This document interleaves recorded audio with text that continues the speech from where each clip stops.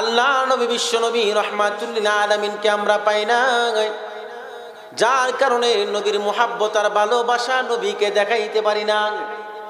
কিন্তু মনে রাখবেন মুসলমান, এই পৃথিবীর জমিনের মধ্যে যা কিছু আছে বা না আছে, আপনার আমার সন্তান আছে, আপনার আমার সম্পদ আছে, আপনার আমার বাড়িঘর আছে, ব্যবসা বাণিজ্য আছে, ধন সম্পদ আছে, আছে না নাই? আল্লাহর নবী বিশ্ব নবী বলেন, হে উম্মত, তোমার ভিতরে যখন আমার ভালোবাসা পুরাপুরি ভাবে ঢুইকা যাবে, তখন আর সম্পদ তোমাকে আমার সুন্নত থেকে ফিরাইতে পারবে না, সন্তান তোমার কাছে আমার চাইতে বড় হবে না, তোমার দোকান ব্যবসা বাণিজ্য আমার চাইতে বড় হবে না, বরং সব কিছু আমি বিশ্ব নবীর জন্য কুরবানি দিয়ে দিবা। আজকে দেখা যায় বিবির কারণে নবীর সুন্নত মানতে কষ্ট হয়, ব্যবসার কারণে নবীর আদর্শ মানতে কষ্ট হয়, কথা কোন ঠিক কিনা? চাকরির কারণে নবীর আদর্শ মানতে কষ্ট হয়, সম্পদের কারণে নবীর আদর্শ মানতে কষ্ট হয় না। মুসলমান না, এটা কোনো মুমিন মানুষের আলামত না।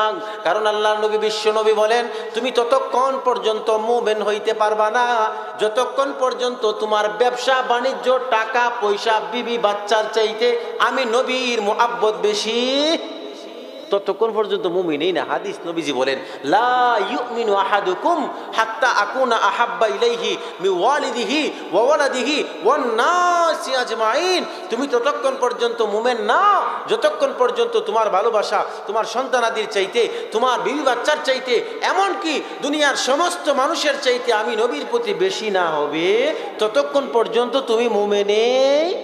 এটা নবীর হাদিস, বুখারীর হাদিস। আজকের এই মাহফিল হওয়াতে আমরা খুশি না বেজা? সবাই খুশি তো? যে যতটুকু খুশি হয়েছেন ততটুকু আওয়াজ দিয়ে বলেন আলহামদুলিল্লাহ। হয় নাই, খুশিটা বোঝা গেছে কম হয়েছেন আপনারা। আমার ভাই, আমাদের ছোট বাচ্চারা খেলাধুলা করে দেখছেন কিনা? ফুটবল খেলে মাঠের এক সাইড দিয়ে একটা গোলকি থাকে, আর এক সাইড দিয়ে আর একটা থাকে, থাকে কি থাকে না? এই পক্ষ চেষ্টা করে এই পক্ষরে গোল দেওয়ার লাগিয়া, আর এই পক্ষ চেষ্টা করে এই পক্ষরে গোল দেওয়ার লাগিয়া। আচ্ছা বলেন তো দেখি, কোনো পক্ষ, এই পক্ষ যদি এই পক্ষরে খালি গোলটা দিতে পারে, গোলটা দেওয়ার পরে এটাতে খুশি না বেজার? আর একটু জোরে আওয়াজ দিয়ে বলেন না, খুশি না বেজার? গোলটা দেওয়ার পরে খুশি না বেজার? খুশি হইয়া হ্যাঁ গোলকির কাছে আওয়ার ক্ষেত্রে একটা সিক্কার দিয়া জোরে সুরে দৌড় দিয়া একে আই না। আচ্ছা কোন তো দেখি, এই সিক্কারটা কি আসতে হয় না জোরে হয়? কেমন জোরে? আপনি আমার মতো জোরে? হ্যাঁ, খুশিটা বেশি, এই খুশির কারণে চিৎকারটাও বেশি, কথা ঠিক না? ঠিক। আপনি আমার চিৎকারের উপরে নির্ভর করবো আমি খুশি কতটুকু হয়েছি না হয়েছি। এই জন্য আরো জোরে সুরে আওয়াজ দিয়া আমার একটু বুঝায় দেন, আমি বুঝতাম চাই আপনারা কেমন খুশি হয়েছেন। কারণ বাপ নমুনা বেশি সুবিধা, কি মনে হয়? সুবিধা মনে হইতেছে আপনার কাছে? আপনারা উত্তর মুসল্লি মানুষ কি কয়েকটাই নাকি আরো আছে? হ্যাঁ, তারও আছে, তো হেরার কি ওয়াজ মাহফিলের দরকার নাই। এখানে যে আখিরি মুনাজাত হবে, শেষের দিক দিয়া এই মহল্লার প্রত্যেকটা মুর্দেগান মানুষের জন্য দোয়া করা হবে, চোখের পানি ফেলা হবে। আজকের এই মাহফিলকে উসিলা করে কত মানুষের কবরবাসী যারা আছে, মা বোন যারা আছে, বাবারা আছে, তাদের কবরে গুনাহ আল্লাহ মাফ করে দিবে। এটা কি তাদের দরকার নাই? আল্লাহ তাদেরকে এই মাহফিলে আসার জন্য, দিনের জন্য কবুল করুক বলি আমিন। অনেকে হয়তো কইতেছে যে হুজুর এমনি কইেন না, আমরা তো বাড়ির থেকে হুজুরে মাইক দিছে, মাহবুবুর রহমান ফালাহারি সাহেব মাইক দিছে, মাশাআল্লাহ আমরা ঘরে বইয়া হইতে থেকেও মাহফিল শুনতাম পারি। আমার ভাই, ঘরে বৈশা শুয়ে থেকে মাহফিল শুনলে এই ফায়দা হবে না যেই ফায়দা এখানে আইসা বৈশা শুনলে হবে। এখন ঠান্ডার দিন, আমাদের সাধারণত গ্রামের মানুষ বেশি ঠান্ডা লাগলে 2-4-5 জন মানুষ একখানে বইয়া কিছু বন একত্রিত করে আগুন জ্বালাইয়া, বনের থেকে বা আগুন থেকে তাপ নেই কি নেই না? ঠান্ডার সময় আগুন থেকে তাপ নিলে হয়টা কি, যে আমি আগুনে ঠান্ডার মধ্যে পড়ে গেছি, কষ্ট করতাম পারতেছি, তো আমি যদি একটু আগুনের কাছে যাইতাম পারি, আগুনের তাপটা শরীরের মধ্যে নিলে শরীরটা একটু ঠান্ডাটা ফিরে একটু গরমটা ইয়ে চলে, কথা ঠিক না বেটি? এখন দেখা যায় এখান থেকে মুসল্লি আগুন জ্বলতেছে, আপনি এখান থেকে বসে আগুন দেখতেছেন, উপরেতে ধোয়া উঠতেছে, মাশাআল্লাহ খুব সুন্দর বড় আগুন জ্বলতেছে।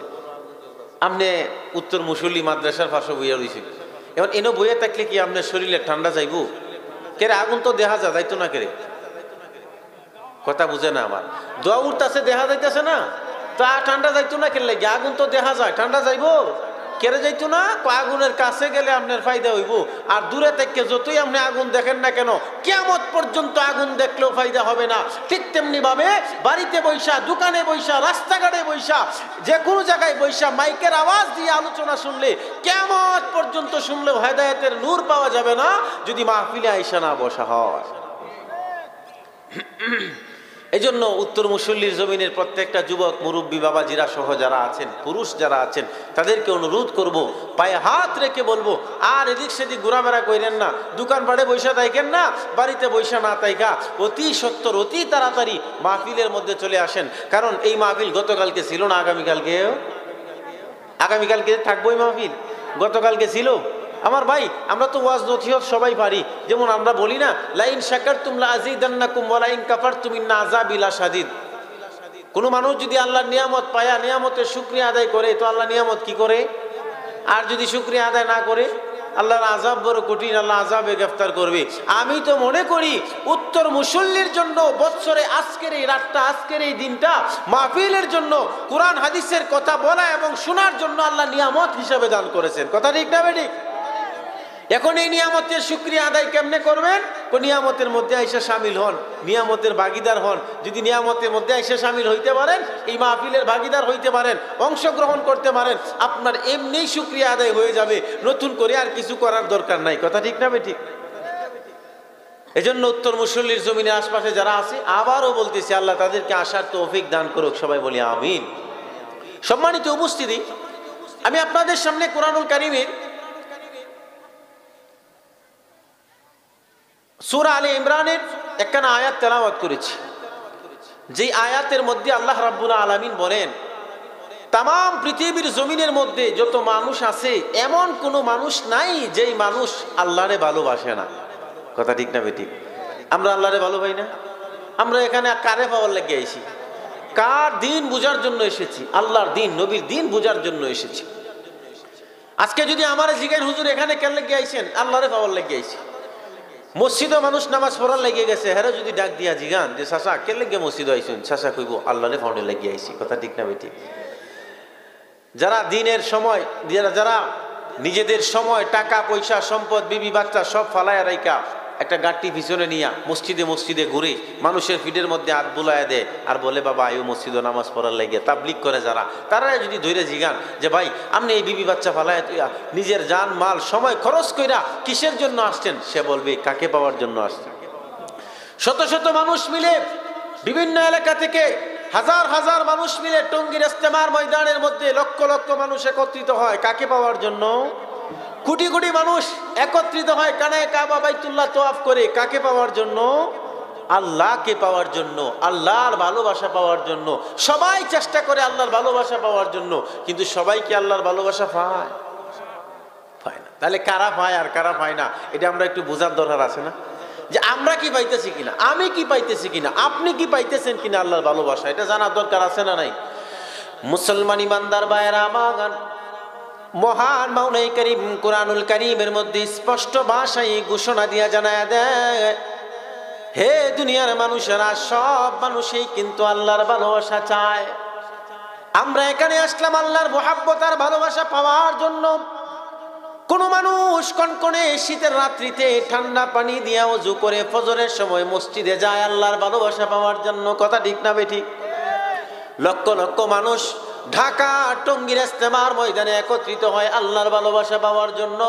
তাবলীগ জামাতের ভাইরা নিজের সময়, নিজের টাকা, নিজের সম্পদ ব্যয় কইরা এক এক দিন এক এক এলাকার মধ্যে গিয়া মানুষের পিঠের মধ্যে হাত বোলায় আর বলে, বাবা মসজিদে আসো। কাকে পাওয়ার জন্য?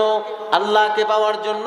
শুধু তাই নয়, দেখবেন আজকে আমাদের সমাজের মধ্যে কিছু মানুষও আছে বটগাছ তলে বৈশা লাল্লিল বাতি জ্বালায়া লাল একটা নিশান টানায়া তার বৈশা থাকে। তারে যদি জিগান তুমি এখানে বইছো কেন লাগিয়া, ওযু নাই, গোসল নাই, নামাজ নাই, কিচ্ছু নাই, কথা কোন ঠিক কিনা?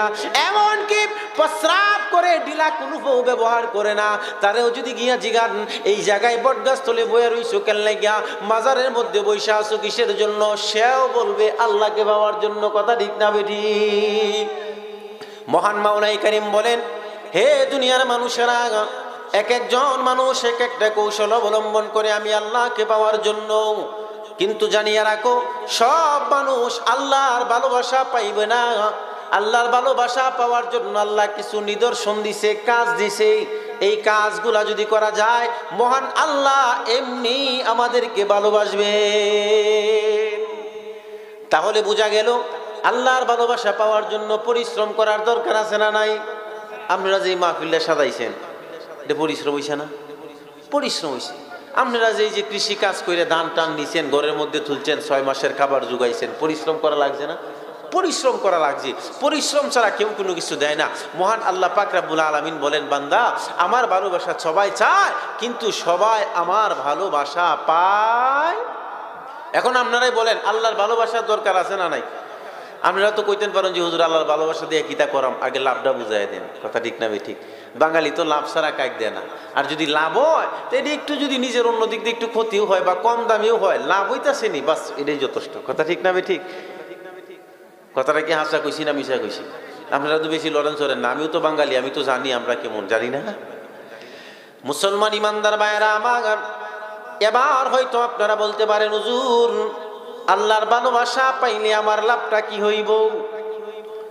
হে মুসল্লির জমিনের মুসলমান, কোন এক কবি বলতেছেন, जो तो मेरा तो सब मेरा फलक मेरा जमीन मेरी, अगर एक तू नहीं मेरा तू कोई शै नहीं मेरी। আল্লাহর ওলি কবি বলতেছেন, এক আল্লাহ যদি আমার হয়ে যায়, আসমান আমার, এক আল্লাহ যদি আমার হয়ে যায়, জমিনও আমার হয়ে যায়, এক আল্লাহ যদি আমার, তো পাহাড় পর্বত আমার হয়ে যায়, আর দুনিয়ার সব কিছু যদি আমার না হয়, আমার হয়ে যায়, কিন্তু এক আল্লাহ যদি আমার না হয়, দুনিয়ার সব কিছু পাওয়ার পরেও আমি কিছুই পাইলাম। আল্লাহ যদি আমার হয়ে যায়, সব আমার হয়ে যায়, কেমনে হয়ে যায়? হে দুনিয়ার মুসলমান, একটু চিন্তা করে দেখেন, আল্লাহর পয়গম্বর হযরতে ইব্রাহিম আলাইহিস সালামকে নমরুদ আগুনের মধ্যে ফেলাইছিল কিনা? নমরুদ, হযরতে ইব্রাহিম আলাইহিস সালাম, আল্লাহর পয়গম্বর, আমাদের জাতির পিতা, মুসলিম জাতির পিতা ইব্রাহিম। কার জাতির পিতা ইব্রাহিম? নাকি শেখ মুজিবুর রহমান? হ্যাঁ, মুসলিম জাতির পিতা কে? আপনারা কইবেন যে হুজুর শেখ হাসিনা দেশের থেকে শেখা দিকে আমি এটা কইতাছি না। বাবা, এটা সবসময় কোয়া লাগবে। মুসলিম জাতির পিতা, সেই মুসলিম যে কোনো রাষ্ট্রেই থাকুক না কেন, যে কোনো এলাকাতেই থাকুক না কেন, মিল্লাত আবিকুম ইব্রাহিম, আল্লাহর কোরআন বলতেছে মুসলিম জাতির পিতাকে শেখ মুজিবুর রহমান রে সর্বোচ্চ কইলে আপনারা বাঙালি জাতির পিতা কইতে পারেন। কথা ঠিক না বেটি? কিন্তু মুসলিম জাতির পিতাকে ইব্রাহিম আলাইহিস সালাম। মুসলিম জাতির পিতা ইব্রাহিম, মিল্লাত আবিকুম ইব্রাহিম আলাইহিস সালাতু ওয়াস সালাম। হযরত ইব্রাহিম আলাইহিস সালামকে নমরুদ আগুনের মধ্যে ফেলাইছে, কিন্তু ইব্রাহিম আলাইহিস সালাম আল্লাহর ভালোবাসা পাইছে কি পাইছে না? এ জমিনের মুসলমান, ইব্রাহিম আলাইহিস সালামকে আল্লাহ তার ভালোবাসা দিয়ে দিছে। ইব্রাহিম আলাইহিস সালাম আল্লাহকে মহব্বত করে ভালোবাসে, আর ইব্রাহিম আলাইহিস সালামকেও মহান আল্লাহ তার পক্ষ থেকে ভালোবাসা দিয়ে দিছে। ইব্রাহিম আলাইহিস সালাম আল্লাহর ভালোবাসা পাওয়ার পরে ফায়দাটা কি হইল? ইব্রাহিম আলাইহিস সালামকে যখন নমরুদ আগুনের মধ্যে ফেলায় দেয়, মহান মাওলানা কারীম নমরুদের আগুন আল্লাহর ভালোবাসার কাছে ফেল করলো না পাস করলো? আল্লাহর ভালোবাসার কাছে নমরুদের আগুন ফেল হয়ে গেছে। মহান মাওলানা কারীম নমরুদের আগুনকে উদ্দেশ্য করে বলে, কুলনা ইয়া নারু কুনি বারদান ওয়া সালামান আলা ইব্রাহিম। আল্লাহ পাক রব্বুল আলামিন ইব্রাহিম আলাইহিস সালামের যে আগুনের মধ্যে ফেলাইছে নমরুদ, আগুনকে ডাক দিয়ে বলতেছে, হে আগুন, বল হে আগুন, ইয়া নারু, হে আগুন, কোনি বারদান, তুমি ঠান্ডা হয়ে যাও। আল্লাহ এবার চিন্তা করলো, আমার হাবিবরে আগুনের মধ্যে ফেলাইছে, যদি ঠান্ডা হয়ে যায়, তো বেশি ঠান্ডা হইলেও তো একটা কষ্ট আছে না নাই? বর্তমানে বেশি ঠান্ডা, আমরা একটু কষ্ট হইতেছে না? হ্যাঁ, কি বলেন, কষ্ট হয় না বেশি ঠান্ডা হইলে? আল্লাহ কয় না, আমি যারে ভালোবাসা দিয়ে দিছি, আমি যারে আমার মুহাব্বত দিয়ে দিছি, আমি যাকে ভালোবাসি, আমার ভালোবাসা যে পেয়ে গেছে, সে গরমের কারণেও কষ্ট করতে পারবে না, বেশি ঠান্ডার কারণেও আমি তাকে কষ্ট দিব না। কি করবেন? কুলনা ইয়া নারু কুনি বারদান, তুমি ঠান্ডা হয়ে যাও। তো আগুন ঠান্ডা হইবা, তো এমন ঠান্ডা হইবা না যেই ঠান্ডা ইব্রাহিমের জন্য কষ্ট হয়ে যায়। তো মালিক কেমন ঠান্ডা হইতাম? ওয়া সালামান আলা ইব্রাহিম, যেই ঠান্ডাটা ইব্রাহিমের জন্য আরামদায়ক হয়, শান্তি হয়, এমন ঠান্ডা হয়ে যাও। সুবহানাল্লাহ। যিনি আল্লাহর ভালোবাসা পেয়ে যায়, তিনি আরামের মধ্যে থাকবেন। যিনি আল্লাহর ভালোবাসা পেয়ে যায় তিনি কোনো পেরেশানির মধ্যে থাকবেন না। তাকে মহান মাওলাই কারীম কোনো পেরেশানি দেয় না, অভাব দেয় না, ঋণগ্রস্ত করে না, কোনো দুনিয়ার যাই ঝামেলার মধ্যে ফেলাইতে চায় না। হে দুনিয়ার মুসলমান, হযরত ইব্রাহিম আলাইহিস সালাম মহান মাওলাই কারীমের ভালোবাসা পেয়েছিলেন, যেই কারণে ইব্রাহিম আলাইহিস সালামকে আগুনে ফেলার পরেও গরম উত্তপ্ত আগুন ইব্রাহিমের জন্য আল্লাহ ঠান্ডা বানায়া দেয়। শুধু ঠান্ডা বানায়া দেয় শেষ করে দেয় নাই, এমন ঠান্ডা বানায় নাই যেই ঠান্ডাটা তার জন্য কষ্ট হবে, বরং আল্লাহ বলেন ওয়াসালামান আলা ইব্রাহিম, ইব্রাহিমের জন্য হে আগুন তুমি আরামদায়ক ঠান্ডা হয়ে যাও। এই যে কবি বলছে জো তু মেরা তু সব মেরা, তুমি আল্লাহ যদি আমার হয়ে যাও সব আমার। ইব্রাহিমের জন্য আগুন, কথা বলেন ঠিক কিনা? হে দুনিয়ার মুসলমান, শুধু এই জায়গাতেই শেষ করে দেই নাই, মহান মাওলাই কারীম বলেন বান্দা তাকায় দেখো, যে আমার মুহাব্বত পেয়ে গেছে, যে আমার ভালোবাসা পেয়ে গেছে, আমি আল্লাহ যাকে মুহাব্বত করি তাকে শুধু আগুনের মধ্যে হেফাজত করি এটা নয়, তাকে শুধু আমি ঠান্ডার মধ্যে শান্তি দিয়ে দিই এটাই নয়, বরং মূসা আলাইহিস সালামকে যখন ফেরাউন দৌড়ায় নিয়ে যায়, ঘটনা শুনছেন কিনা? হযরত মূসা আলাইহিস সালাম, ফেরাউন মূসা আলাইহিস সালামকে দৌড়ায় নিয়ে যায়। দৌড়ে যাইতে যাইতে মূসা আলাইহিস সালাম সমুদ্রের পারে যায়। সমুদ্রের পারে যাওয়ার পরে মহান মাওলাই কারীমকে মূসা আলাইহিস সালাম ডাক দিয়ে বলে, মালিক ফেরাউন তোমার শত্রু আমার শত্রু আমাকে দৌড়ায় নদীর পারে নিয়ে আসছে। ও মালিক, নদীর উপর দিয়ে তো কোনো রাস্তার ব্যবস্থা নাই, ফেরাউন তো আমাকে পাকড়াও করবে, আমার দলবলকে পাকড়াও করবে। ও মালিক, এই মুহূর্তে তুমি যদি না বাঁচাও, আমাকে বাঁচানোর আর কেউ নাই। মহান মাওলাই কারীম হযরতে মূসা আলাইহিস সালামকে ডাক দিয়ে বলতেছে, রে মূসা, দুনিয়ার জমিনে যারা আমার ভালোবাসা পেয়ে যায় তাদের উপরে যত বড় মুসিবতই আসুক না কেন, আমি আল্লাহ তাদের সাথী হয়ে যাই। সুবহানাল্লাহ। মূসা আলাইহিস সালামকে বললেন, হে মূসা, পেরেশানি করবা না, টেনশন করবা না, চিন্তা করবা না, মাযা ফি ইয়াদিকা, তোমার হাতের মধ্যে এটা কি? হযরত মূসা আলাইহিস সালাম বলেন, ও মালিক, আমার হাতে এটা আসা, আমার হাতের মধ্যে যেটা আছে এটা লাঠি। মহান মাওলাই কারীম মূসা আলাইহিস সালামকে বললেন, মূসা আর বিলম্ব করবা না, দেরি করবা না, আমি আল্লাহর ভালোবাসা তোমার সাথে আছে, তাড়াতাড়ি করে তোমার লাঠি দিয়া পানির মধ্যে আঘাত করো।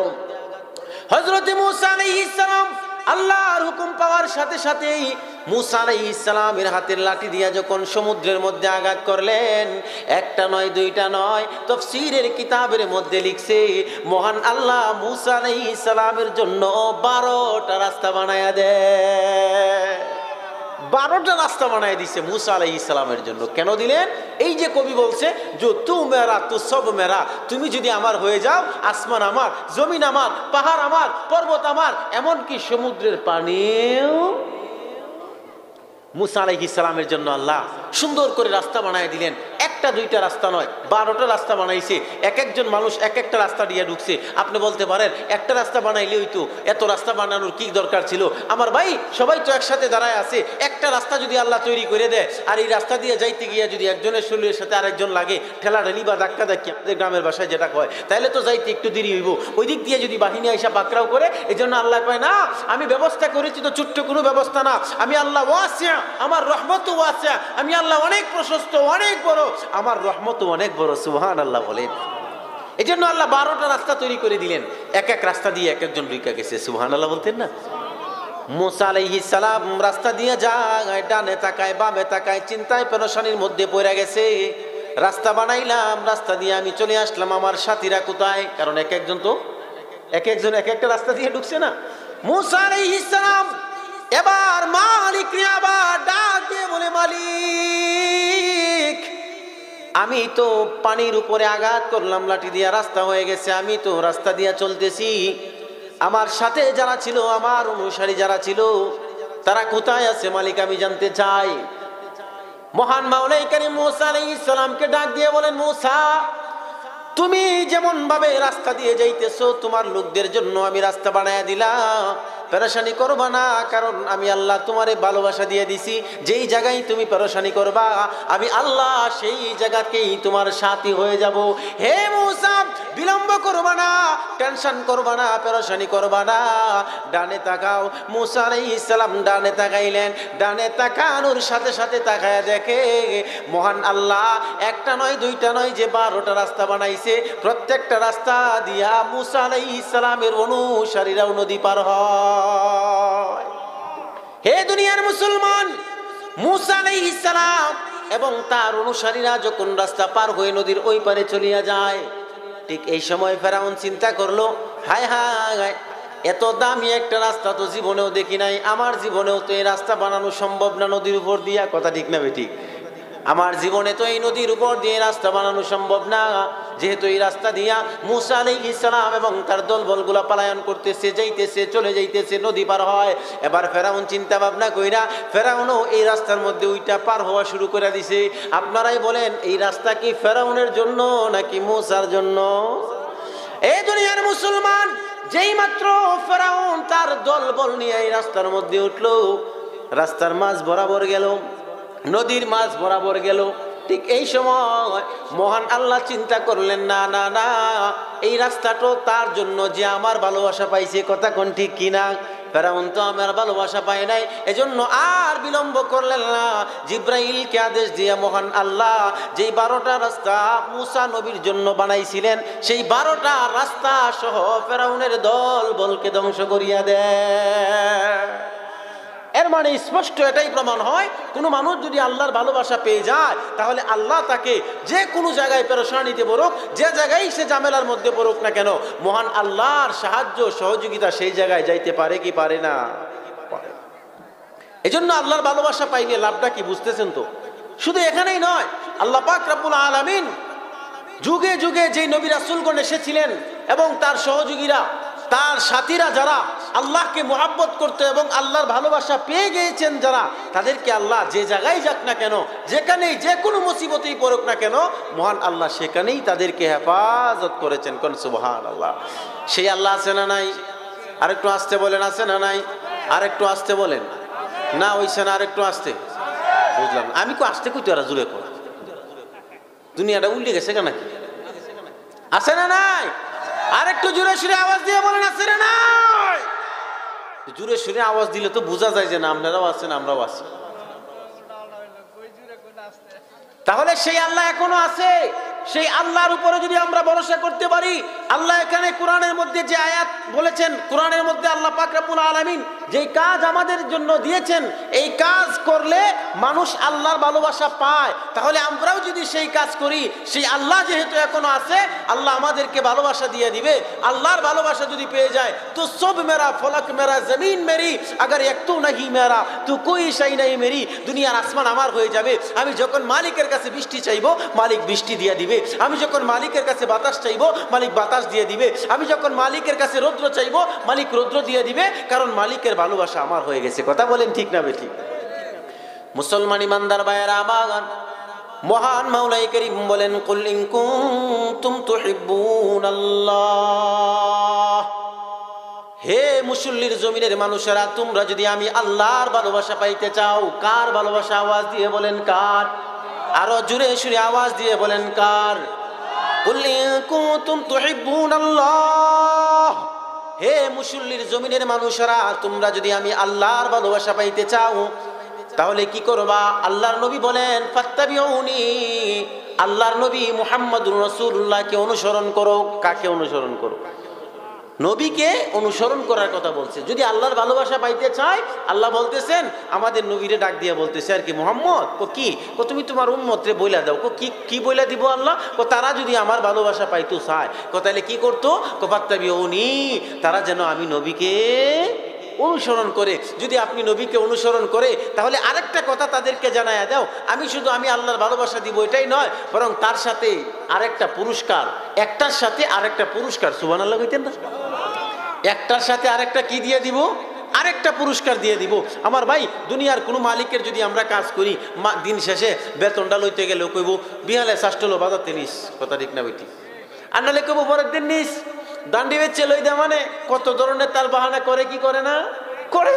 মালিক কয় না আমি দুনিয়ার কোনো মালিকের মতো না, আমি দুনিয়ার কোনো রাজা বাদশাদের মতো না, আমি দুনিয়ার কোনো মনিবের মতো না, বরং তোমরা আমার কাজ শেষ করার সাথে সাথেই আমি পুরস্কার দিয়ে দিব। শুধু পুরস্কারই নয়, পুরস্কারের সাথে আরেকটা বোনাস দিয়ে দিব। সুবহানাল্লাহ বলেন। এবার আল্লাহকে জিজ্ঞাসা করলাম, মালিক আমরা তো জানতে পারলাম তোমার ভালোবাসা পাইতে হইলে নবীকে অনুসরণ করতে হবে, কথা বলেন ঠিক কিনা? ও মালিক, নবীকে অনুসরণ করার পরে তুমি আমাদেরকে একটা পুরস্কার দিবা, একটা পুরস্কারের সাথে আবার তুমি আমাদেরকে আর একটা বোনাস দিয়ে দিবা। আমরা তো জানতে পারলাম আমাদের কাজ হলো নবীকে অনুসরণ করা, পুরস্কারটা কি আবার জানায়া দাও। মহান মাওলাই কারীম বলেন, ইউহিব্বুকুমুল্লাহ, আমি আল্লাহর ভালোবাসা তোমাকে দিয়ে দিব। দুনিয়ার মুসলমান ভাইরারি আমার, আমি যদি আপনাকে মুহাব্বত করি, আমি যদি আপনাকে ভালোবাসি, আপনি যদি আমাকে ভালো না বাসেন, এই ভালোবাসা কিন্তু সাকসেস না, কথা ঠিক না বেটি? একটা ছেলে একটা মেয়েরে মুহাব্বত করে ভালোবাসে, তো এই ছেলেটা মেয়েটা যখন স্কুলে যায় তাকায় দেখে, স্কুলে গেলে একটা একটা মেয়ে পিছিয়ে পিছিয়ে যায়, মেয়েটারে ভালোবাসে, কিন্তু মেয়ে জানেই না, মেয়ে কি করে না জানেই না। ছেলের পক্ষ থেকে রীতিমতো প্রতিদিন ভালোবাসা আইতেছে, কিন্তু মেয়ের পক্ষ থেকে ভালোবাসা আসে না, কারণ জানেই না চাইব প্রত্যেককে, কথা ঠিক না বেঠিক? যেই দিন মেয়ের পক্ষ থেকেও ছেলের ভালোবাসার সাড়া দিবে, ওই দিন ছেলে মেয়ের ভালোবাসাটা সাকসেস হবে, কথা কোন ঠিক কিনা? ঠিক তেমনি ভাবে আমি আল্লাহকে ভালোবাসি, আপনিও ভালোবাসেন, সবাই আল্লাহকে মুহাব্বত করে, ঠিক সেই দিনেই আল্লাহর ভালোবাসাটা সাকসেস হবে, আপনার আমার ভালোবাসাটা সাকসেস হবে যেই দিন আল্লাহ আমাদেরকে ভালোবাসবেন। তা আল্লাহ কোন দিন ভালোবাসবেন? যেই দিন তুমি আমার হাবিবকে অনুসরণ করবা, যেই দিন তুমি আমার হাবিব মুহাম্মদুর রাসূলুল্লাহ সাল্লাল্লাহু আলাইহি ওয়াসাল্লামকে অনুসরণ করবা, মুহাব্বত করবা, ভালোবাসবা, আমার নবীকে অনুসরণ করবা, সেই দিনেই আমি তোমাকে ভালোবাসা দিয়া দিব। সুবহানাল্লাহ বলেন। এটা হলো এক নাম্বার পুরস্কার। এই পুরস্কারের সাথে আরেকটা বোনাস আছে। কি বোনাস? আল্লাহ পাক রব্বুল আলামিন বলেন, ওয়া ইয়াগফির লাকুম যুনুবাকুম, আমি আল্লাহর ভালোবাসা দিয়েই তোমাকে শেষ করে দিব, এটাই নয়, বরং আমি আল্লাহ তোমার জিন্দেগীর সমস্ত গুনাহগুলো মাফ করিয়া দেব। তাহলে কাজ কয়টা? আওয়াজ দিয়ে বলেন, কাজ কয়টা? একটা। পুরস্কার কয়টা? কাজ করব কয়টা? পুরস্কার কয়টা? কাজটা কি? নবীকে অনুসরণ করা। কাজটা কি? নবীকে অনুসরণ করা। পুরস্কার দুইটা। এক নাম্বার আল্লাহর ভালোবাসা পেয়ে যাব, দুই নাম্বার আল্লাহ জীবনের গুনাহগুলা কি করে দিবেন? মাফ করে দিবেন। কাজটা করতে রাজি আছেন তো সবাই? সবাই রাজি আছেন তো ইনশাআল্লাহ? এখন কাজটা কি, আমরা কাজটা একটু জানা দরকার। আল্লাহ পাক রব্বুল আলামিন বলেন, ফাত্তাবিউনি, আমি নবীকে অনুসরণ করবা। নবীকে কি করবা? অনুসরণ করবা। আমার ভাই, নবীরে তো আমরা দুনিয়াতে পাই নাই, নবীরে যদি পাইতাম, নবীরে আনতাম, দাওয়াত করে খাওয়াইতাম, সালাম দিতাম, মুসাফা করতাম, নবীর পিছে নামাজ পড়তাম, নবীর সাথে হাঁটতাম, কথা কোন ঠিক কিনা? নবীর সাথে দিনের কাজ করতাম, নবীর সাথে যুদ্ধের ময়দানে যাইতাম, কারণ সাহাবায়ে কেরাম নবীকে পাইছে, নবীর পিছনে মেহনত করছে, সুযোগ হয়েছে। আমাদের তো এই সুযোগ হয় নাই। তো মুহতারাম হাজরিন, সাহাবায়ে কেরাম নবীকে পাইছে, যেইভাবে মুহাব্বত করছে, আমরা যদি নবীকে না পায়া শুধু অন্তরে মুহাব্বত করতে পারি, নবীর সুন্নত আর আদর্শ সিরাতে আর সুরতের মধ্যে লাগাইতে পারি, তাহলে আল্লাহ রাসূল সাল্লাল্লাহু আলাইহি ওয়াসাল্লাম বলেন, আমার একজন সাহাবী একটা সুন্নতের আমল করলে যেই পরিমাণ সওয়াব পায়, আমার আখেরি জামানার নবীর উম্মতেরাও যদি আমাকে না দেখা, আমাকে না পায়া, আমার সাথে কথা না বলতে পাইরা, আমার সাক্ষাৎ না পায়া, যদি তারা আমার সুন্নতকে অনুসরণ করে, মুহাব্বত করে, আমি নবীকে ভালোবাসে, আল্লাহর নবী বলেন, কানা মাই ফিল জান্নাহ, আমার এই আখেরি জামানার নবীর উম্মতেরা, আমার সেই উম্মতেরাও আমার সাথে একই সাথেই জান্নাতে থাকবে। সুবহানাল্লাহ। মুসলমান ভাইরারি আমার, আল্লাহ নবী বিশ্ব নবী রাহমাতুল লিল আলামিনকে আমরা পাই না, যার কারণে নবীর মুহাব্বত আর ভালোবাসা নবীকে দেখাইতে পারি না। কিন্তু মনে রাখবেন মুসলমান, এই পৃথিবীর জমিনের মধ্যে যা কিছু আছে বা না আছে, আপনার আমার সন্তান আছে, আপনার আমার সম্পদ আছে, আপনার আমার বাড়িঘর আছে, ব্যবসা বাণিজ্য আছে, ধন সম্পদ আছে, আছে না নাই? আল্লাহর নবী বিশ্ব নবী বলেন, হে উম্মত, তোমার ভিতরে যখন আমার ভালোবাসা পুরাপুরি ভাবে ঢুইকা যাবে, তখন আর সম্পদ তোমাকে আমার সুন্নত থেকে ফিরাইতে পারবে না, সন্তান তোমার কাছে আমার চাইতে বড় হবে না, তোমার দোকান ব্যবসা বাণিজ্য আমার চাইতে বড় হবে না, বরং সব কিছু আমি বিশ্ব নবীর জন্য কুরবানি দিয়ে দিবা। আজকে দেখা যায় বিবির কারণে নবীর সুন্নত মানতে কষ্ট হয়, ব্যবসার কারণে নবীর আদর্শ মানতে কষ্ট হয়, কথা কোন ঠিক কিনা? চাকরির কারণে নবীর আদর্শ মানতে কষ্ট হয়, সম্পদের কারণে নবীর আদর্শ মানতে কষ্ট হয় না। মুসলমান না, এটা কোনো মুমিন মানুষের আলামত না। কারণ আল্লাহর নবী বিশ্ব নবী বলেন, তুমি ততক্ষণ পর্যন্ত মুমিন হইতে পারবা না যতক্ষণ পর্যন্ত তোমার ব্যবসা বাণিজ্য টাকা পয়সা বিবি বাচ্চার চাইতে আমি নবীর মুহাব্বত বেশি, ততক্ষণ পর্যন্ত মুমিনই না। হাদিস নবীজি বলেন, লা ইউমিনু আহাদুকুম হাত্তা আকুনা আহাব্বা ইলাইহি মিন ওয়ালিদিহি ওয়া ওয়ালাদিহি ওয়ান নাসি আজমাইন। তুমি ততক্ষণ পর্যন্ত মুমিন না যতক্ষণ পর্যন্ত তোমার ভালোবাসা তোমার সন্তানাদির চাইতে, তোমার বিবি বাচ্চার চাইতে, এমন কি দুনিয়ার সমস্ত মানুষের চাইতে আমি নবীর প্রতি বেশি না হবে, ততক্ষণ পর্যন্ত তুমি মুমিন নেই। এটা নবীর হাদিস, বুখারীর হাদিস। তো নবীর ভালোবাসা অন্তরে থাকতে হবে। আল্লাহ নবীর সাহাবী হযরত উমর রাদিয়াল্লাহু তাআলা একদিন নবীজির সাথে বসা, আর অনেক সাহাবায়ে কেরাম বসা ছিলেন নবীজির সাথে। ভালো করে বুঝবেন কথাটা। এমন সময় রাসূল আরবি সাল্লাল্লাহু আলাইহি ওয়াসাল্লাম উমর রাদিয়াল্লাহু তাআলা হাতের মধ্যে ধরে রাখছে। সুবহানাল্লাহ কইতেন না? নবীজির হাত উমরের হাতে ধরে রাখছে। উমর রাদিয়াল্লাহু তাআলা নবীর চেহারার দিকে তাকাইলেন। আমিরুল মুমিনিন ওমর নবীজির চেহারার দিকে তাকায়া বলতেছে, নবী গো, আমার জীবন ছাড়া, আমার জানটা ছাড়া, আমার জীবনটা ছাড়া আমার যা কিছু আছে, সন্তান আছে, সম্পদ আছে, বাড়ি আছে, ব্যবসা বাণিজ্য আছে, অনেক কিছু আছে, আছে না নাই? ওগো নবীজি, শুধুমাত্র আমার জীবন ছাড়া আমার যা কিছু আছে না আছে, সব কিছুর চাইতে আমি আপনাকেই বেশি মোহাব্বত করি। আল্লাহ নবী বিশ্ব নবী ওমর রাদিয়াল্লাহু তাআলা আনহুর চেহারার দিকে তাকায় ওমরকে ডাক দিয়ে বলে, রে ওমর, না না না, যতক্ষণ পর্যন্ত তুমি তোমার জীবনের চাইতেও আমাকে মোহাব্বত না করবা, ততক্ষণ পর্যন্ত খাঁটি মুমিন হইতে পারবা না। যেই মাত্র আল্লাহ নবী বিশ্ব নবী আমিরুল মুমিনিন উমরকে বললেন, উমর, যতক্ষণ পর্যন্ত তোমার জীবনের চাইতে আমাকে বেশি না ভালোবাসবা, ততক্ষণ পর্যন্ত মুমিন হইতে পারবা না। সাথে সাথেই হযরত উমর রাদিয়াল্লাহু তাআলা আনহু আল্লাহ নবীকে জানায়া দেয়, ওগো নবীজি, এই মুহূর্তে আমি ঘোষণা দিয়ে দিলাম যে আমি আমার জীবনের চাইতেও আপনাকেই বেশি মোহাব্বত করি। যেই মাত্র আমিরুল মুমিনিন আল্লাহর পয়গম্বরকে জানায়া দেয়, সাথে সাথে পয়গম্বর বলেন, আল আনা ইয়া উমর, হে উমর, এখন তুমি খাঁটি মুসলমান হয়ে গেলা। হে মুসল্লির জমিনের মুসলমান, এই হাদিস থেকে আমাদের শিক্ষা হলো আমাদের সন্তানের চাইতে বেশি মোহাব্বত করতে হবে কাকে? আরো জোরে সুরে আওয়াজ দিয়ে বলেন, কাকে? আমাদের সন্তানের চাইতে বেশি মোহাব্বত করতে হবে নবীকে। আমাদের মা বাবার চাইতে বেশি মোহাব্বত করতে হবে নবীকে। হে মুসলমান, আজকে দেখা যায় কোনো মানুষের মন রক্ষা করার জন্য নবীর বিরুদ্ধে কথা বলে, কোনো দলের মন রক্ষা করার জন্য মানুষ দিনের বিরুদ্ধে কথা বলে, নবীর বিরুদ্ধে কথা বলে না। মনে রাখবেন, আপনি খাঁটি মুসলমান হতে পারেন। আল্লাহ আমাদের সকলকে নবীর প্রেম আর নবীর ভালোবাসা, নবীর আন্তরিকতা, নবীর মুহাব্বত আমাদের প্রত্যেকের ভিতরে পুরাপুরিভাবে ঢুকানোর তৌফিক দান করুক। সবাই বলি আমিন। মোহতারাম হাজরিন, নবীকে মুহাব্বত করতে হবে, নবীর অনুসরণ করতে হবে। নবীকে আমরা কেমনে অনুসরণ করব? ফাত্তাবিউনি, নবীকে অনুসরণ করার কথা বলছে। তো অনুসরণ আমরা কেমনে করব? একটা ছোট্ট কথা কই, বুঝবেন। স্বাভাবিকভাবে একজন মানুষ আরেকজন মানুষকে অনুসরণ করার কয়েকটা সিস্টেম আছে। এর মধ্যে উল্লেখযোগ্য একটা সিস্টেম হইল, আমি যারা অনুসরণ করি সে যেমনে কথা কয় আমি এমনিও কথা কওয়ার চেষ্টা করি। কথা ঠিক না বেঠিক?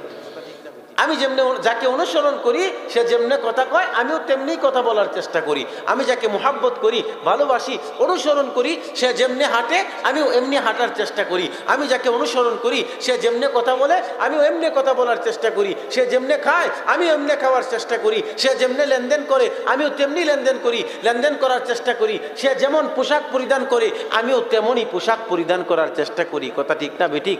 এটার নাম হলো অনুসরণ। একজন মানুষকে আরেকজন মানুষ অনুসরণ করার এটাই সিস্টেম। আরেকটা সিস্টেম আছে, ছোট্টবেলায় আমরা যখন বাবার সাথে, আব্বার সাথে বা চাচার সাথে, মামার সাথে বা ভাইয়ের সাথে হাইটে যাইতাম কোথাও, তো মুরব্বী মানুষ, বাবা তো বড় বড়, আমি তো ছোটো মানুষ, বাবার সাথে তো আটতে আর পারি না। কথা ঠিক না বেঠিক? তো বাবা যায়, দেখবেন ছোটো বাচ্চারা করে কি, বাবা যেন কাটতে দিছে হে ওইন কাটতে পাউডার ফালানোর চেষ্টা করে। কথা ঠিক না বেঠিক?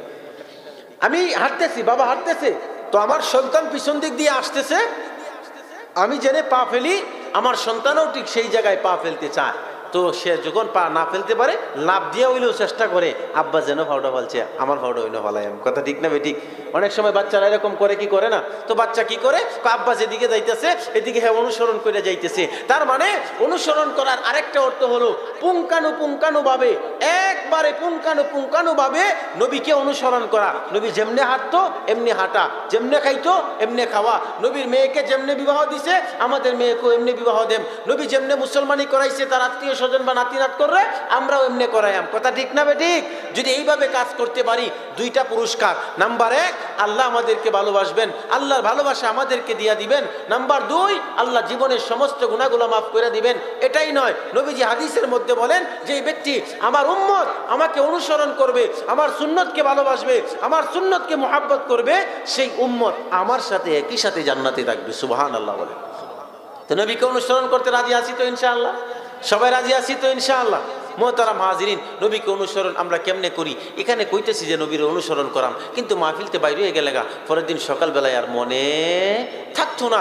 দেখেন কত জায়গায় মাহফিল হইতেছে, মসজিদে মসজিদে বয়ান হইতেছে, নবীর সুন্নত মানো, নবীর আদর্শ মানো, এইটা করো ওইটা ছাড়ো। কারণ আল্লাহ পাক রব্বুল আলামিন বলেন মা আতাকুমুর রাসূলু ফাখুযু ওয়া মা নাহাকুম আনহু ফান্তাহু। আমার হাবিব যেটা করার জন্য বলছে এটা করো, আমার হাবিব যেটা ছাড়ার জন্য বলছে এটা ছাড়ো। কি বলেন, ঠিক না বেঠিক? তা আমার হাবিব বলতে আমার নবী, আমাদের নবী যেটা করার জন্য বলছেন এটা আমাদের করতে হবে, যেটা ছাড়ার জন্য বলছেন এটা ছাড়তে হবে। এখন একটু দেখা দরকার আমাদের সমাজের বর্তমান অবস্থা কি। নবী যেটা করার জন্য বলছেন এটা করতেছি, নাকি নবী যেটা ছাড়ার জন্য বলছেন এটা ছাড়তে পারতেছি, নাকি এটাই করতেছি? কথা কোন ঠিক না ঠিক? এটাই করতেছি। নবী যেটা ধরার জন্য বলছেন এটা কি ধরতে পারতেছি কিনা? নবী যেটা ছাড়ার জন্য বলছেন এটা কি ছাড়তে পারতেছি কিনা? রাসূলুল্লাহ সাল্লাল্লাহু আলাইহি ওয়াসাল্লাম যখন কোনো আদেশ করতেন সাহাবীদেরকে, উম্মতদেরকে যখন কোনো নসিহত করতেন, আদেশমূলক নসিহত, উম্মত এখান থেকে ওয়াদা করে যেত আর জীবনে কোনোদিন, যতদিন বেঁচে থাকবো রাসূলুল্লাহর কথার বিরুদ্ধে কোনো কাজ করব না। নবী যেটা নিষেধ করেছে এটা আর কোনোদিন করব না, নবী যেটা আদেশ করেছে এটা আর কোনোদিন ছাড়ব না। মুসলমান ইমানদার ভাইয়েরা আমার, আজকাল আমাদের সমাজের মধ্যে দেখা যায় রাসূলুল্লাহ সাল্লাল্লাহু আলাইহি ওয়াসাল্লামের বিভিন্ন সুন্নত পালন করতে গিয়েও আমরা এই সুন্নত, নবীর সুন্নত মোতাবেক করি না, তরিকা মতো করি না। হে দুনিয়ার মুসলমান, আমাদের সমাজের মধ্যে যখন ছেলে মেয়েরা বিবাহ বড় হয়, এই ছেলে মেয়েদেরকে বিবাহ দেওয়ার জন্য আমরা বিবাহের ব্যবস্থা করি। কথা কোন ঠিক কিনা? আল্লাহ নবী বিশ্ব নবী বলেন আন-নিকাহু সুন্নতি, বিবাহ দেওয়া, বিবাহ করানোটা, বিবাহটা এটা আমার নবীর সুন্নত।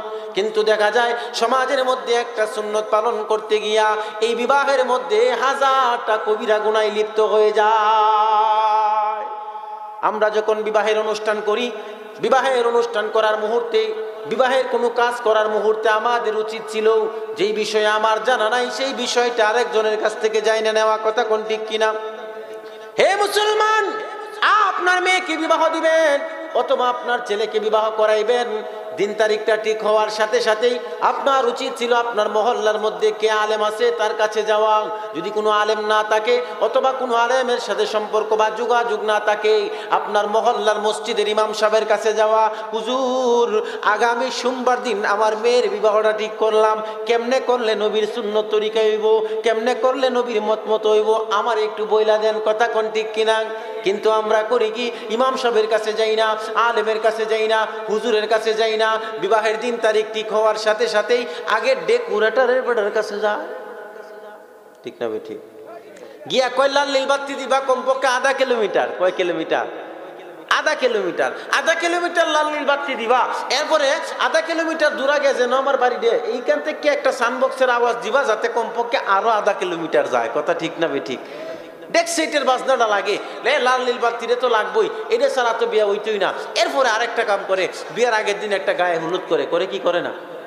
আচ্ছা বলেন তো দেখি, নবীজির একটা সুন্নত ইজাব কবুল বিবাহ করানো, এই একটা সুন্নত আমল করতে গিয়া লাল নীল বাতি জ্বালাইলেন, অপচয় করলেন, একটা গুনাহ। ইন্দাল মুবাজ্জিরিনা কানু ইখওয়ানা শায়াতিন, অপচয়কারী শয়তানের ভাই। একটা সুন্নতের আমল করতে গিয়া একদিক দিয়ে শয়তানের ভাই হয়ে গেলেন, আর একদিক দিয়ে ডেক সেটের বাজনা বাজাইলেন, গুনাহের কাজ করলেন। গান শোনা, গান বাজানো কবিরা গুনাহ। একটা কবিরা গুনাহ একটা মানুষকে জাহান্নামে নিয়ে যাওয়ার জন্য যথেষ্ট। হে যুবক ভাইয়েরা, কান খাড়া করে শুনে রাখো, আজকাল আমাদের সমাজের মধ্যে যুবকদের মাথায় যে কোন শয়তানে প্রস্রাব করছে আল্লাহই জানে। দুঃখ লাগে বাবা, কলিজায় আঘাত লাগে। এজন্য বলি, আজকাল আমাদের সমাজে যুবকেরা স্বাধীনতা দিবস পালন করে, এটার মধ্যেও গান লাগায়। লাগায় কি লাগায় না? স্বাধীনতা দিবস পালন করব, এটার মধ্যেও ডেক সেটের বাজনা। এরপরে শহীদ দিবস পালন করব, এটার মধ্যেও ডেক সেটের বাজনা। পয়লা বৈশাখ পালন করে, এটার মধ্যেও ডেক সেটের বাজনা।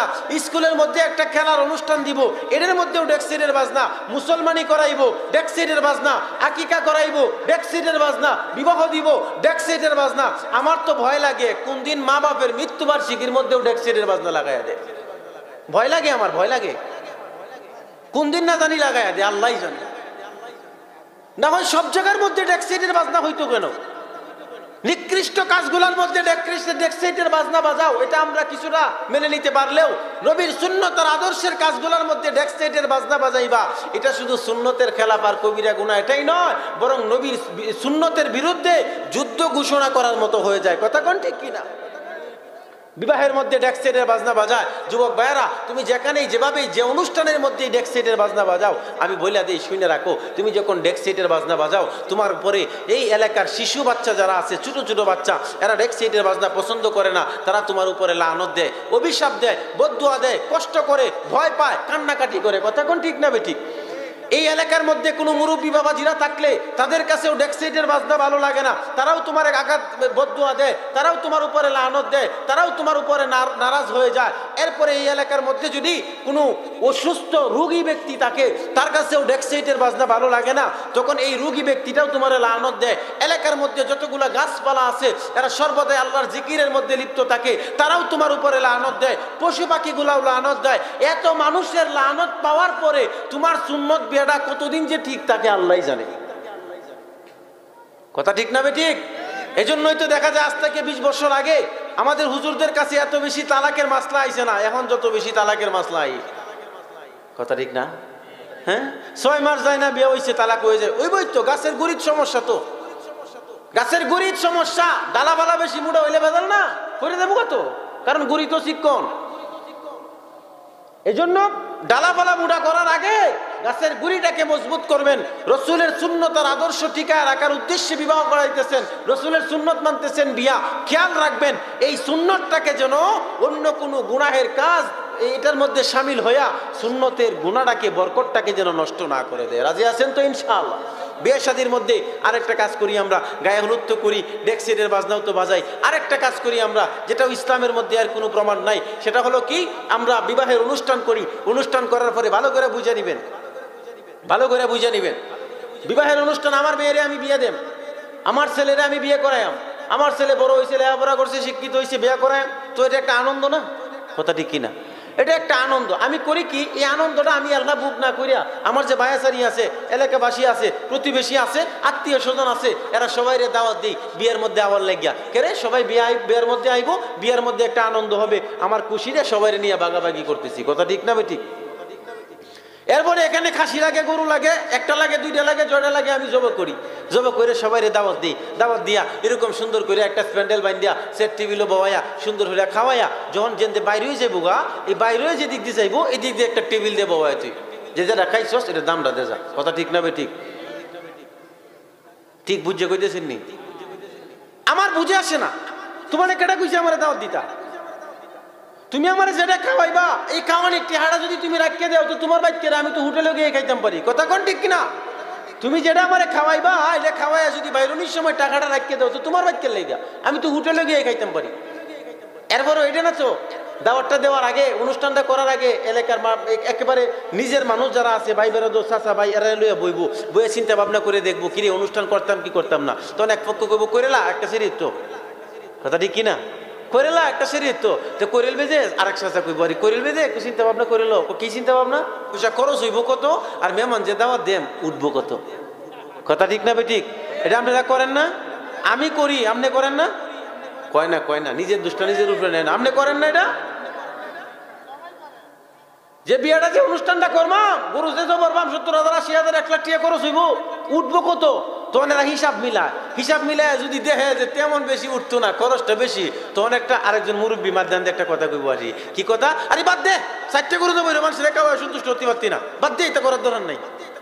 মানে হেরার কোনো দোষ নাই, দোষ দিলছে মানুষের যে মানুষের সন্তুষ্ট হওয়া যেত না, হেরাদের টেহায় সন্তুষ্ট না এটা কয় না, কথা ঠিক না ভাই রে? হেরাদের টেহায় সন্তুষ্ট না পুষাইতেছে না এটা কয় না, তখন অন্য মানুষের উপরে দোষ দেলায় মানুষের খাওয়ায় সন্তুষ্ট হরণ যেত না বাদ দিয়ে অনুষ্ঠান করে না। আর যদি দেখে এদের টেহায় মিল ভাইবো না মাশাল্লাহ ভালো হইব তখন এরা অনুষ্ঠানটা সুন্দর হইয়া করে। আমার ভাই এটাই তো তোমার নিয়তের মধ্যে বর খেলাপ, তুমি মানুষেরা খাওয়াইবা নিজের খুশি ভাগাভাগি করবা, আত্মীয় স্বজনের হক কি টেহা দেখাওয়ানি? আত্মীয় স্বজনের হক কি টাকা দিয়ে খাওয়ানি? এই জন্য আমরা এখানে যারা আছি মুরব্বী বাবাজিরা যারা আছেন এরা কি আপনারা একটা প্রতিজ্ঞা করতে পারবেন যে হুজুর আমার ছেলের আর মেয়েরে যখন বিয়ে করাইম অনুষ্ঠান করাম ছোট হোক বড় হোক অনুষ্ঠান করবাম করলে যারারই খাওয়াই আমি এদের কাহারও কাছ থেকে টাকা রাখবো না, রাজি আছেন তো ইনশাআল্লাহ? কেটা কেটা রাজি আছেন আটটা তুলেন তো দেখি, সবাই রাজি আছেন তো ইনশাআল্লাহ? তো উত্তর মুসল্লি আমার দাওয়াত রাখা লাগবে বেশি বেশি খাওয়ানের, কারণ টিয়া রাখতো না তো, ঠিক না? আল্লাহ সকলকে কবুল করুক না। এগুলা কুসংস্কার, এগুলা সরানো দরকার, এগুলা কুসংস্কার সরানো দরকার। আমার ভাই আপনি যখন, আমি গরিব মানুষ, আমার বাড়িতে যখন আপনি দাওয়াতের কার্ডটা পাঠাইন বিয়ার, আপনি সেরির বিয়ার কার্ডটা হওয়ার সাথে সাথে খায়াম কি দিয়ে এটা চিন্তা আইয়ে না, আগে চিন্তা আইয়ে যে বলে এইতে 1000 টাকা লাগবো, কথা ঠিক না ঠিক? কেন এরকম হবে? এই প্রথাটাই তুলে দেন, যারা দাওয়াত দিবেন শুধু খাওয়াই দিবেন, টেবিল বসাইবেন, বসাইয়া টেবিলের মধ্যে পান সুপারি রাখিয়ে কোনো মানুষ বইতে না। আমার সমাজের মধ্যে দেখবেন কিছু কিছু মানুষ গরিব মানুষ খাইতে হয় না, এরা বাঙ্গা তালি লইয়া ভিক্ষা করতে বয়, বিভিন্ন হোটেলের সামনে বিভিন্ন রাস্তার মুড়ে মুড়ে বয়ে থাকে কি থাকে না? আমি মনে করি এরা গরিব, এই জন্য তারা বাঙ্গা প্লেট লইয়া ভিক্ষা করে বিভিন্ন স্টেশনের মধ্যে, রুডে গাড়ি রুডের মুড়ের মধ্যে বৈশা, দোকানের পাশে বৈশা। আর তুমি বড় লোক একটু আপডেট হইয়া বাঙ্গা প্লেট না লইয়া টেবিল লইয়া ভিক্ষা করতে বইস।